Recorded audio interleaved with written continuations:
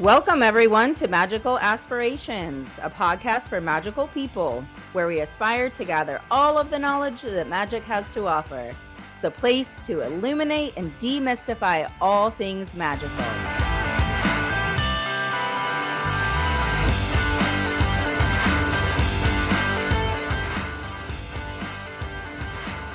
Well, hello, magical people. We are very excited to bring to you another edition of Magical Aspirations, a podcast for magical people. I am joined by my co-hosts, Annalisa and Adriana. Say hello, ladies. Hello. Hola. And we're excited today to delve into the topic of astrology. Woo! It's finally time. I am personally really excited about this because astrology is something that I've kind of dabbled in, I would say, off and on over my magical journey the last 20 years. But for this year, for 2023, if you listen to our goal setting episode, one of my big goals for this year is to delve more into it and kind of understand some of the magic that astrology has to offer. So we're just going to jump right in here and talk a little bit about the astrology for the coming year. We actually just all attended a Zoom meetup. There's a New Orleans astro enthusiast meetup group that meets monthly. And so we got to listen to a Zoom recording, actually live with Jules McGill, who is a fabulous astrologer. She was full of tons of great information. And we just found out that she is going to be a guest on the podcast here soon. So we're really excited about that. Jules, the Cosmic Gem, GEM. She has a wonderful website that is full of a lot of awesome information, a great calendar that you can download. So anyway, we're just going to jump right in and tell us what y'all think about astrology. What are our first thoughts, Adriana? I love the planets and the stars. They just make so much sense.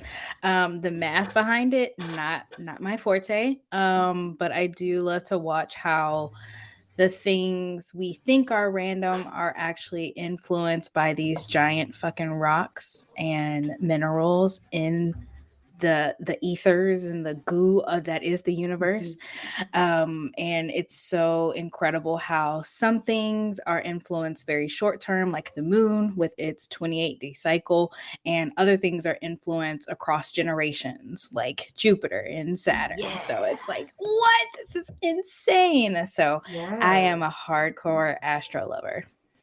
And how long would you say that you've been studying astrology?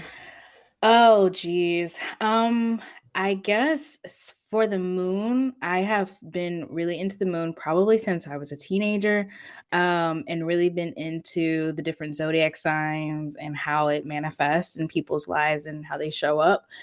But then I didn't get started learning more about the planets and the influences until a little bit later. So probably like early 20s. And now I'm still not an expert by no means, but I've picked up some good like nuggets along the way, and there's so much more that can be learned because there's different modes of astrology and different maths, and that's really cool. So yeah. Yeah, that's awesome. Oh, I'm so excited. Annalisa, what about you? I feel the same way. It's kind of one of those things that, like the tarot, I feel like every time I start to study something about it, that you learn something new. One of the things that has been a new discovery for me is that, everybody associates with the sun sign, right? I have been a tried and true hot fire Aries for all of my life, stubborn, whatever, all of those things. But when you start to actually listen to people talk about how you're broken up into your sun sign, your moon sign, your rising sign, that when you see your general horoscopes and whatnot, it's supposed to be read for your rising sign. And like Adriana was saying, like, it's so fascinating for something that, so the rising sign, it's on the rising horizon when you're born, and that changes every 2 hours. And so it's so fascinating to me that, like, yes, it's the sun sign, everybody associates with that, but there's so much more that goes into it. And because my rising sign is Cancer. And so it actually is quite amusing to me because so my sun sign is Aries, and then my moon sign is a Libra, and then my rising sign is a Cancer. So I kind of cut the deck in the middle two different ways. And so it's fascinating to take in all of those different aspects of yourself. Like, yes, I am fire, but yes, I am water, but I'm also a little bit earth too. And it really shows you how individual it is to everybody, that it's not just this, a group of Aries or a group of Leos together. Like, it's all about these little individual quirks that shows you who you are. And that is super fascinating. Yeah, I would definitely echo that. I remember being, a teenager and seeing, especially at like the grocery store at the checkout line, like there's a thing for each of the, signs, and like, oh, here's the booklet with the Leo horoscope and things like that. And that how can all of these people be just broken into like 12 different signs? Like that doesn't even seem possible because we are all like so different. And I think that was something for me, to learn about like my moon sign and my rising sign and things like that. It really helped me to see kind of a more full picture of who I was, and like how do I process information and how do I process my emotions. And that's really cool. I could not agree more. And I feel like the deeper I go into astrology, the more I have a notes on my notes app. I have my birth chart there, and the amount of times where I am checking my birth chart throughout the week because there's something else, some other aspect that I've learned. I'm like, oh my God, so this is how this shows up. Oh my God, how does this connect? And I also have my partner's birth chart, so I am just dissecting that type of stuff all the time because it just really helps to know, like, oh, this is why you're like X, Y, and Z, and I know it's not changeable. And it helps to accept things and to see things in a new perspective as well. Yeah. I had never thought about it like that. I really appreciate that. Of course, I do it again. And of course, things always seem to align whenever we are discussing different topics. I will see different things on Facebook and Instagram and things that always fucking resonate. And today there was a post from someone I follow called Astrology Chat, and she says that astrology is a bridge. It's a bridge between the ego or the outer self and the unconscious or inner self. And I like these quotes that she has here. In astrology, the element of air is related to the principle of the logical mind, and it is this principle which ultimately differentiates man from the lower kingdoms of nature, which allows him to observe himself, that is, to become self-conscious, which is an exclusively human attribute. So then they talk about how, all living things exchange information with the environment. And this is a biological process common to unicellular creatures as well as man. But only man analyzes his information and is aware of it as information. So like we have the opportunity to dissect our birth charts, for example, or to look at astrology and use that as information to make decisions. Absolutely. That to me is something really empowering. Whereas like in the past, I kind of saw it as like, when you're just looking at it from your sun sign perspective, well, this is just who I am. Like, this is how I was born. That's a really good point. I think in that Zoom, Julie had mentioned something about how it's important that we know what's going on in the sky, not so that it rules us and controls us or we fear it, how everybody is like so scared of Mercury retrograde, but instead to use it as a tool to inform how should we move at that time. What's the best way to allow these influences to work for you instead of consistently working against the current. And I thought that was really helpful. So yeah, I love these things. And with that in mind, the day we're recording, Mercury has gone direct. Finally. Finally. And we were saying right before we hopped Mars on. also went direct this week, correct? Was it Uh, that? on the 13th. So. Uh-huh. Yes. Okay, that's right. That's right. Or sorry, the 12th. Yes. Sorry, last week. So Thursday, and then today on Wednesday, Mercury has gone direct. So as of right now, all 23 planets are direct. Woo! So we are And I still find in it- that shadow period of Mercury. It's going to take it said about 10, 11 days to be fully direct, though. But I feel and I guess it's probably because I'm an Aries. Adriana, you probably relate also. And Becky, with you also, because I know there's Aries in there too. When Mars shifted, I have never paid as much attention to the shifting of the planets and the stars as now. And I felt it before I realized what was happening. That like there have been things that for the past since October, I feel like I've been beating my head against the wall with, and like I finally felt there's a light through the wall. Like, you know, so the beating in my head against the wall is actually, we're starting to see some like movement and some push.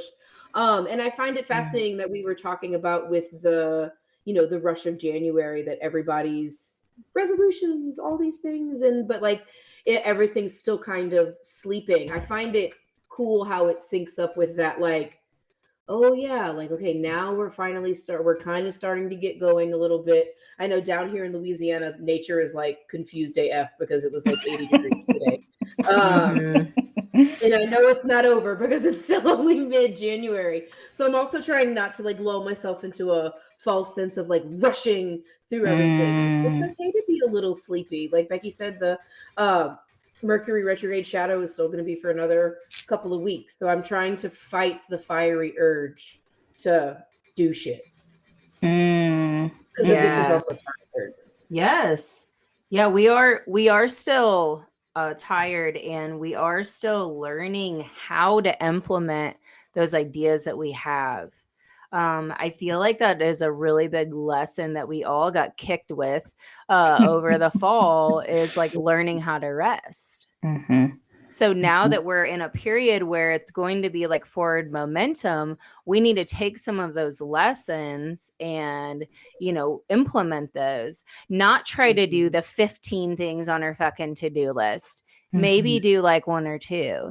And then once we get done with them, we could maybe do another thing on the list, or maybe we could like go take a break with a friend and go for a walk in the woods.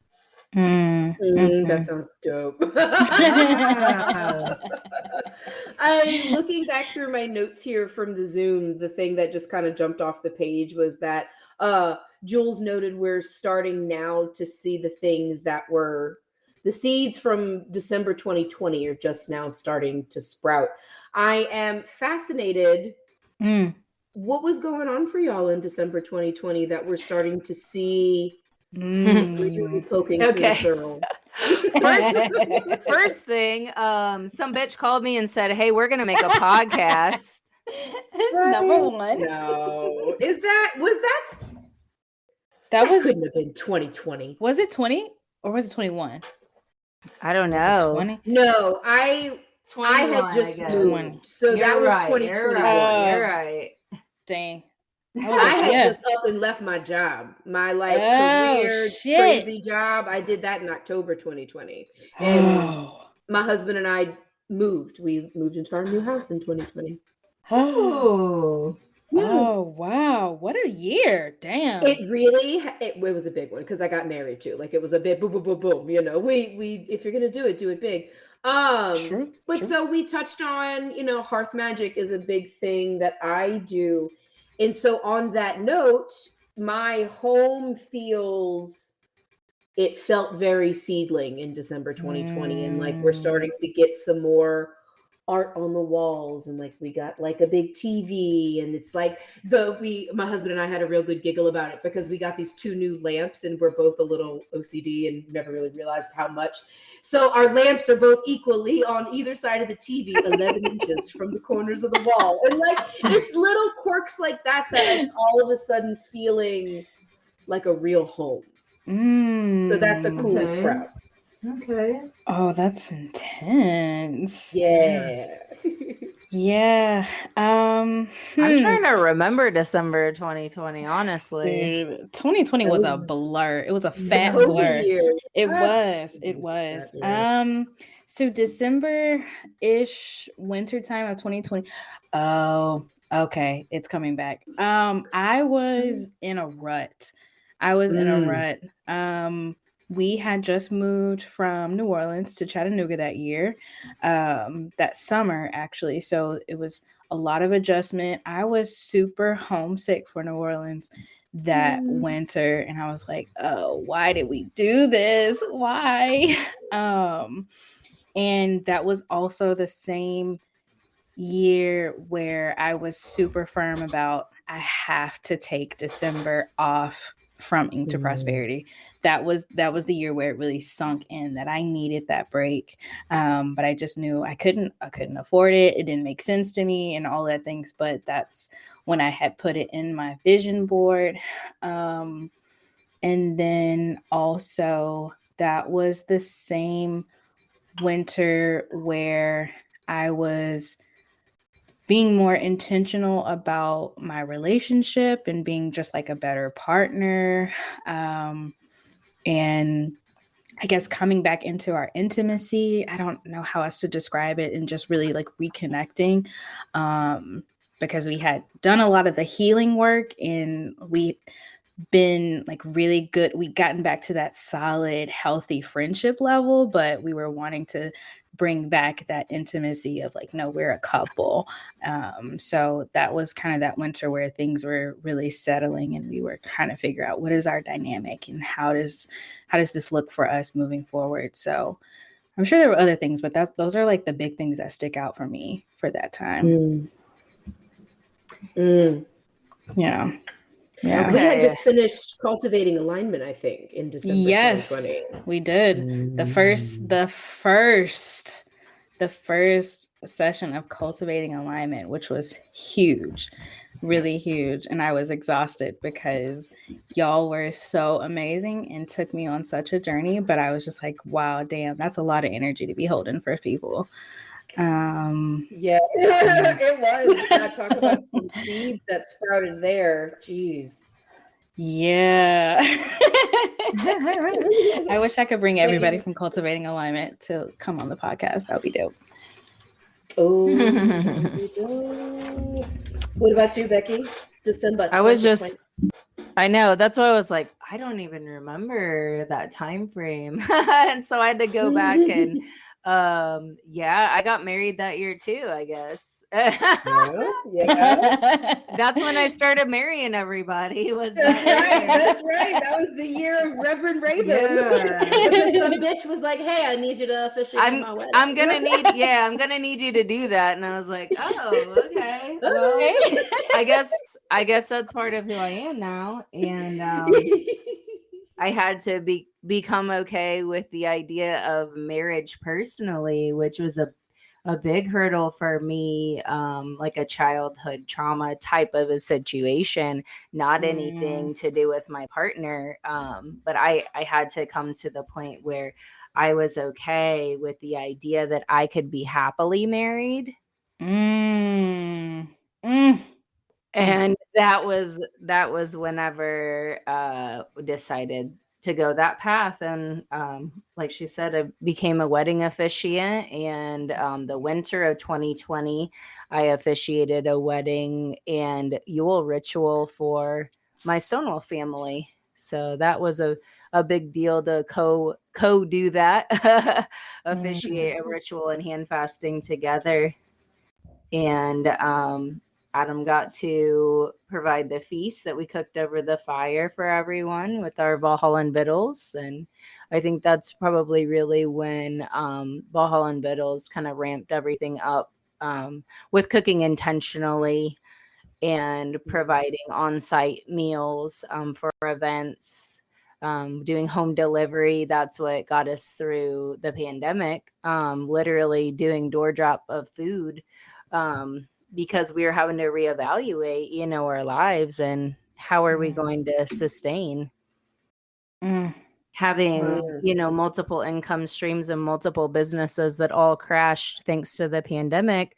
It made us reevaluate our lives and what we're doing. And, me working in animal healthcare, but still the healthcare world, being constantly surrounded by people and being afraid of, am I going to get sick every day whenever I go to work? I mean, that was a big fear, that all of us collectively went through, that trauma experience of just being scared all the time. Scared of this, scared of that, scared of this, and learning how to not constantly be frightened. I think that all of our anxiety just went through the roof with that situation. And I think probably December of 2020 is when we started realizing, like, oh, well, we don't have to be panicked 24/7. And this is having a negative impact on my psyche. Right. Because I know I've used this analogy before, but I feel like the meme of the dog in the burning building and saying, it's fine. That's it. Like, that's how I got through the pandemic. Our clinic closed for like 2 months, and went and worked at the emergency hospital, and just got through it being like, it's fine. Run into different distilleries buying hand sanitizer because we can't order it anymore, and ordering extra of all these meds because we didn't know when things were going to come in, and doing curbside service because we were scared that the clients were going to get us sick when they came in. And all of us obviously made different adjustments to our lives, but I really think by December we realized that, like, oh, this is really having a negative impact on our mental well-being. And we know what? We're tired. Yeah, that's what I was going to say. We had to kind of come to a point of like, oh, well, this isn't sustainable either. Like living in panic mode 24/7. We can't live like this. Yeah, I could not agree more. It was almost like the timing of the shutdown was already, like, no timing would have been ideal, obviously, but that timing, there was already like a crack in society where people were literally, I am exhausted. I literally cannot hustle anymore. And that shutdown created this ripple, and people were either laid off or they just had to kind of wait it out. They were at home working remotely, whatever the situation was. And although there were still things happening and people were still moving, there were these moments of rest, or quietness or stillness. And that's when things started to sink in, like, oh, wait, I'm actually really exhausted. And it takes a little while for our bodies to understand, like, I'm actually fucking tired, because we are so used to running on adrenaline. And then we have a crash and it's like, oh, fuck, I am on E right now. So, and it's 2020, fresh 2023, and people are still, I feel like we're, on the bounce back, obviously. Absolutely. Financially, all of those things. But like, even just people are only just now beginning to stop going, like Becky was saying, it's fine. And do correct me if I'm wrong, like, fact check a bitch, please. But that was something, not COVID specifically, but the time period. The stars called for something around that, right? That there was some sort of major shakeup. Yes. And so it's just so fascinating that Adriana, you touched on earlier how you can do, there's all these different modes of astrologies. Like, it's not just all like sun signs and tiger beat. for places. I feel like we spoke with someone about that. There was they amidst all the stuff with COVID and all that someone did the astrology of the time and place where they signed the Declaration of Independence, and like that's a really fascinating thing because like we've talked about moving, like that you can do the astrology for like where you're moving or for like a specific time period, right? Like those are all Yes. things that you can figure out how to work them in. That's really cool. I don't know very much about all of that. Yes, astrocartography is what it's called when you look up the astrology of a place in relation to the meridian lines. And it will send you into so many wild thoughts because it'll show you how you have like different lines that coincide with places. So there's a Venus line and a Jupiter line and a Saturn line and whatnot. And there are places in the world where love is really popular for you. There's places in the world that will drain your fucking money. And so there's also like optimal spaces where almost all of your life will be exalted or in abundance or just in a really good place. And so I love our astrocartography. So if you have the time to look it up, wholeheartedly see, and you can also connect it to like literally across the whole world. You can see what places in the world are probably best for you. That's really cool. Yeah, Miss Traveler. Well, yeah, Becky, come on. Where's the place to be? But I guess you have to know, you have to pick a place, right? You can't just like shake a magic 8 ball and be like, okay, like where's my like optimal place? Like, yeah, and you can. I mean, you could. You could. You really could. I will not tell you that there is not some chaos magician that doesn't use a magic 8 ball for divination.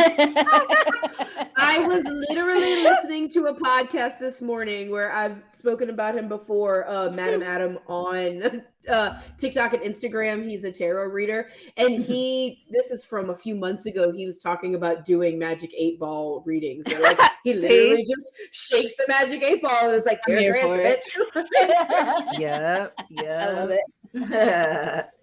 That's awesome. Yeah. So let's hop on back and talk about kind of like what's coming with the astrology. Yes. So, actually, is a highlight.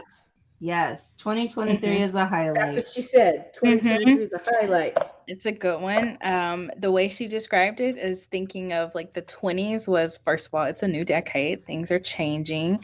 And we are at the beginning of the change. So don't feel like it was a 20-year or 8-year change. One of them, it was a long time. And like, don't feel like you need to like hurry up to get somewhere right now. The most important thing is clarity being super important, and follow through also being super important. Yes. Which I thought was like, girl, not you calling us all out. Yes. And how we were just talking about not overloading ourselves with all of these things. And she mentioned that and said something super important. She was like, if you have all of these goals, make sure you have the energy and the capacity to follow up and to continue these goals, because or else it's all just going to crumble and fail. Girl, I heard that. That dinged in my head when she said that. I was like, oh, fuck. And funny enough, the night before this class, I had a like year ahead snapshot reading with Jen that we talked to on this podcast before, that literally said the same thing. Said, one, you are wrapping things up right now, and you need to figure out what is the most important things to move forward with.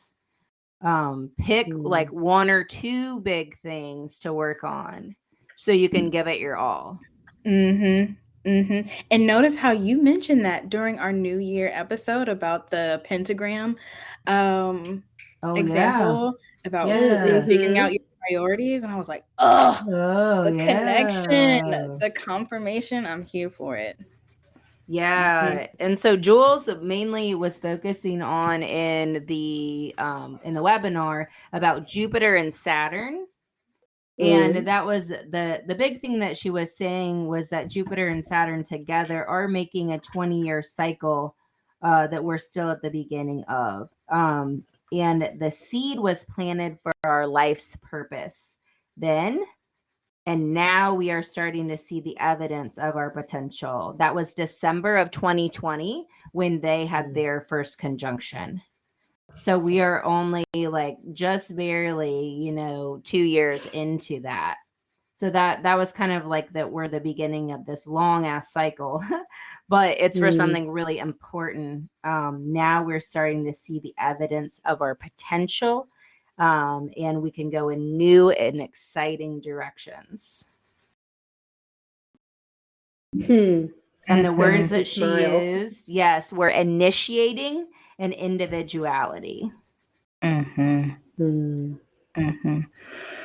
That's huge. Being unique and courageously authentic. Yes, I wrote that down. Yes. That was in my notes. Wow. I think she mentioned how Jupiter, understanding the like what these planets do generally can help guide how it can be helpful for you individually. So what works for me is probably not going to work for Annalisa, probably not going to work for Reverend Raven, but we all get what we need from these interpretations. So for Jupiter, it's a planet of growth. People call on Jupiter for luck, abundance, expansion. And so the thing to remember is that it calls on growth. So all the things grow. So if it's something that you're not wanting to grow, maybe don't give it as much attention, because Jupiter is going to be like, oh, that thing. Yeah, let me exacerbate that right there. So healthily put your attention and focus towards the things that you really would like to see shift and expand, so that this planet can help move that energy forward, instead of, again, like you working against the current. What does Saturn rule? Fill in a newbie in. Is it Capricorn? And so like it makes you work. Yes. Oh, yes. Okay. Yes. So she Saturn said, that Saturn is more of like that masculine drive energy, and Jupiter is more of the feminine expansion. So where Jupiter is going to be like, here you go, I'm going to support you in this growth and the things that you're working towards. Saturn is going to be like, you said you were going to fucking do it, now do it. That's right. Yes. That's right. I wrote in my notes, do the thing. Do the thing. Pops up from the outside and shows us where we need to improve. So like if we don't do that, then it's going to be that more like direct energy, like, no, there's going to be a problem in this area then.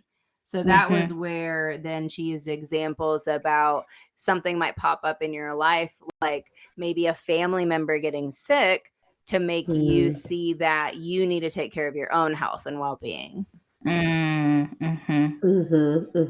If we don't answer the call, we will be forced to. That was the words that she used. Yes. Very much that. Then I was like, oh, wait, that is what I went through, that exact example, whenever my dad passed away. That was kind of the instigator and the fuel for my health journey. That'll do it. And especially for those Saturn people so Saturn's going to be shifting into Pisces come March, I believe. Yeah, that's what I Yes. wrote down. And Saturn is one of those planets that shifts generationally. So that's why all of these people are like, oh, my Saturn return, which happens around roughly, I think it's 28-ish, 9-ish, almost 30 years, where it Mhm. shifts back into its the planet that it was in when you were born. So around 28 to 31 is when people have major shifts in what's going on in their life. They have a fucking wake up call, shit hits the fan, and that's their Saturn return. Saturn's returning. And all those lessons from your whole life just start bubbling back up. And Saturn's just Again, there to say, it's true. did you do the thing? Oh Did you my do the thing? God. Right, right. You knew me in that whole time period. Yes. And I'm doing the math that my Saturn return is when we moved to New Orleans. Wow. Boy, you did do the thing. You did. The big I'm like, thing. oh, You did. Yes. So if you are a Saturn in Pisces person, your return is technically clocking in come March, and I am right there with you. So we are riding this thing together. yeah. This was really cool. What I read about Saturn and Pisces. We use the term invisible connectivity. So firming up our focus on unseen parts of our lives, our emotional well-being, spirituality, and inner healing. And I was like, whoa, okay, those are definitely all things that we keep saying, like, we need to take care of. There's such a huge push for that right now. Yeah. Everybody is just like grasping, like, I need help, I need help, I need help. In all those areas. And I thought it was so fascinating the way she mentioned it being heavily, like a heavy connection and placement on the actual physical earth, and how it would definitely affect the water and the ocean. And I thought it was incredibly fascinating. And it was also affirming because even like, especially this year and even last year, I was feeling such a hard push to like really shift the way I connected with water, and how I had done a ritual where I had put things in the water to like flow and done the natural things, and immediately I felt like ass. I could not, I wanted to throw up because it just felt so wrong. And I had vowed from there on, like, if I'm going to be doing any type of ritual, it's going to have to come from a place of do no harm from here on out. And I think that's probably going to be happening for a lot of us, especially those who are practicing these folk practices and these ancestral practices. We're going to shift into being more conscious and caring towards this giant rock that we are living on. Yeah. Yeah. No, it just makes the wheels start turning in all kind of different directions. Yeah. It makes me think of, it's been more recent in the news, but obviously has been a problem for a long time with water rights and like the pipelines going in, where Absolutely. there's oil, different places, and how it's impacting people's water and their access to clean water. And different practices where the water is being diverted for agricultural purposes and people don't have the clean water to drink. And it's, come up more, I guess, in the news lately. It's been getting more visibility the last few years, even though it has been an issue, for a while. For a while, yeah. Yeah. And a lot of it happens on, Native American ancestral land. And it just makes me think about that tie, like you were saying, back to the ancestors and us honoring the earth, like she is an ancestor. Instead of like, oh, it might be nice to take care of this place. All of that. Like treating the earth with the respect that we give our ancestors. Absolutely. Ooh, yeah. There was so much that was said. I think there was also something super important that she mentioned around just like the timing of March Mm-hmm. being a really Kickstarter like month. So important to kind of keep your schedule clear. Don't overload yourself. Try to say no more because naturally things are just going to start kicking off, which 150% aligns with spring. So Mm-hmm. Yes. the things are doing what they're supposed to do. And it just affirms how connected we are to these seasons and to nature, and how incredible it is to be able to witness these things, but also work with it. I feel like I keep saying that. It must be just like a lesson I need to just soak in. Yeah. Stubbornness. Work with it, go with the flow of it. Like it's all with the whole water. I'm seeing where you're going. I'm picking you up. I think. Yeah. Mm-hmm. Yeah. The last thing that she talked about, which I is about joy and fun. That like it's Mm. so easy for me. I'm a naturally anxious kind of person, so sometimes when astrology people say things like "watch out for March," I'm like, "Why do I have to fucking watch out for March? Like, what's Right. coming? What's coming in Yeah. March?" Yeah. You know. I immediately sometimes shift into this panic mode. So I was kind of glad that she ended on that note of that, like, we are still here to have fun and a good time. And like, that is still keep your shit together, do no harm, take no shit, have a good fucking time.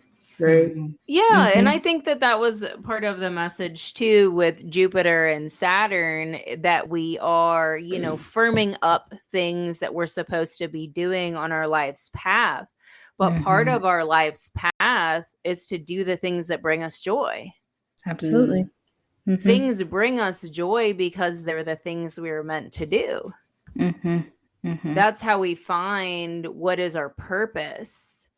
Like, what are those Mm. things that you can do without it really seeming like work? There's Mhm. that saying that, you find joy in your work and you never work another day in your life. Like, I Mm. like what I do, but I still work pretty fucking hard. So, Still Exactly. looking for that so I'm not sure, but I'm just saying that people say that.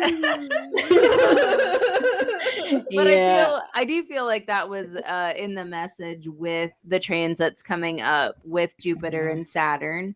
And I keep looking over at my whiteboard where I still have some notes scribbled from our chat with Catherine Lane, where I wrote down 80/20, and have fun. Mhm. Mm. Make sure that you make time to have fun. Mhm.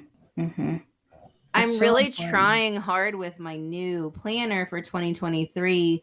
I got one from Wee Moon this time, so it has like a bunch of astrological information in it and everything. But I'm trying to write down the fun things that I'm gonna do. Mm. So I'm Mhm. planning it I'm in there. I'm giggling because I literally over this past week, so many days, I was like, "Did you have fun today?" Like I actually wrote Oh, the question, good. and like there was a couple days I was like, "No," but there was some days I was like, "Yeah," smiley Oh, face, wow. like Wow. You know what? yeah.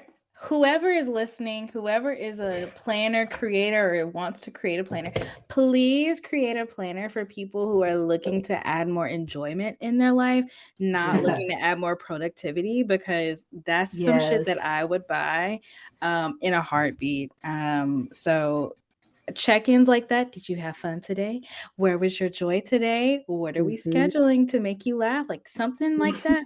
Give it to me. You have a customer already. Okay. I would buy it. I would buy it. And like if that magical person is out there listening, like add in for the people who are in healthy relationships, like schedule a silly date night, but like Oh my already have God. it Yeah. picked out so we don't Yeah. have to think about it. Like, Yes, Yeah. because we're please. all so busy and lazy.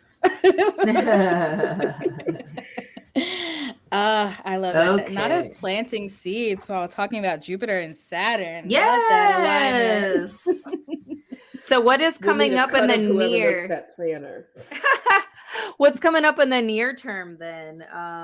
I've got the new moon coming up on January 21st. Yes, that's also Mhm. in the planner. So that's exciting. That is the Lunar New Year in some Mhm. traditions. So Mhm. Mhm. We love new moon energy, that fresh start, that darkness. Mm, mm, mm. and It's juicy. I think it's a good time too when we're talking about the darkness. When we're talking about planting seeds, that we have to remember that the seeds have to be planted in the dark soil for them Mhm. to be able to Mm. grow. Mhm. Mm. They got to have And somewhere to dark to be first.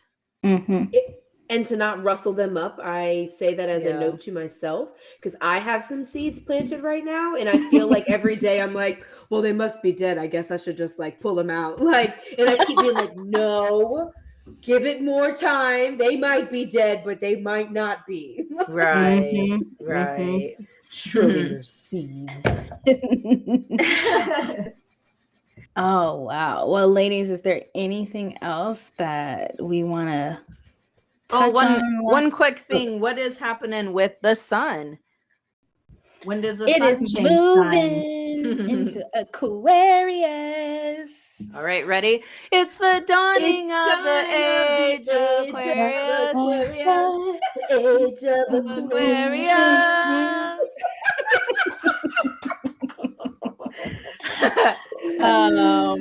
So we're just You're gonna add welcome. musicals each episode. I'm here for it. Yep. Yep. So what's Don't play with my Aquarius emotions. That's about? not funny. What is Aquarius about? Aquarius to me is like do the thing, be weird, be Yeah. funky, don't put yourself in a box. Also, I have never met an Aquarius that doesn't know how to hold their boundaries. And if Mm. they don't, I guarantee you scratch under the surface a little bit and you will find it. So I love that about Aquariuses. They are so incredibly talented people as well. And so if you feel yourself being creative and just like wanting to try the things, do it, follow it. Even if you're not good at it, do it anyway. Oh, When does yeah. Aquarius end? February. That's Like a good question. yeah, I was gonna say Is it towards the the end of 19th? February. I think it's the Yeah, 19th. I was gonna say the Okay, 19th too. so that my dog Close. and my parents are both Aquarii. Interesting. Oh, So yes. how I mentioned the planner with all of the astro information in it, it's in the other room.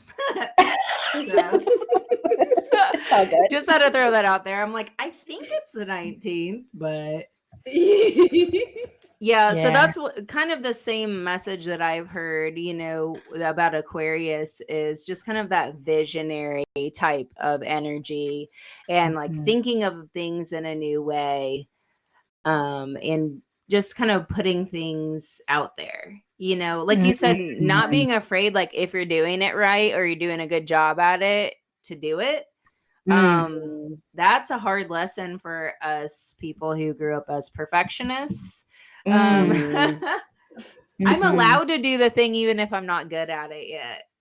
Mhm. Mhm. Oh, that's really hard, so I'm That trying to doesn't learn make that. sense. I don't know what you're talking about. Cannot I can't compute. do it perfect. I don't want to do it I then. don't want to do it. I used to procrastinate my like projects at school, and even in 4-H I would take projects of things that I was like really interested in and really, the topic I picked to do the report on and everything, and I would wait till the last minute because I wasn't sure exactly how I wanted to lay out the poster. So it'd be like 2 a.m. and I'd be passed out like on the table in the kitchen, like on the poster, and my mom's like waking me up like, "Hey, you got to finish this." Because I Mm. was like kind of paralyzed by that like perfectionism. I still do that Wow. now. Yeah. No, but actually. I still do Yeah. that now. Like, And I'm trying to Oh my get better at gosh. it. That's what I'm saying. It's I'm time. trying. Aquarius Yeah. tells us that too. Mhm. Well, we can all hold each other accountable for that. Mm-hmm. Yes, I'll take that one. I'll take that. I'll take that. Well, that's exciting. A lot of juicy nuggets here, as usual, on the pod. I'm really excited for this. Yes, bring it on. Absolutely fresh energy. 2023. We're ready for this year, and know that we don't have to do all the things at once. Those are the big lessons, and have fucking fun with it. Yes, have fun. And on that note, I think we'll go ahead and sign off. And until next time, stay magical, our beautiful people. Stay magical. Stay magical.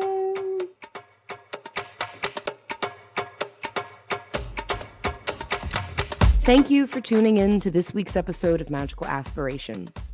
Be sure to like and follow us on Facebook and Instagram at Magical Aspirations to keep up with the latest and the greatest from Annalisa, Adriana, and Reverend Raven, and to join in on the Magical Aspirations conversations. Come check out our website, magicalaspirations.com, to find bonuses from our guests, our Magical Aspirations blog, and to reach out to our magical hosts with questions, comments, reviews, or ideas for future episodes. We are so grateful for each and every one of you listening. Thank you again, and as always, stay true to your magic.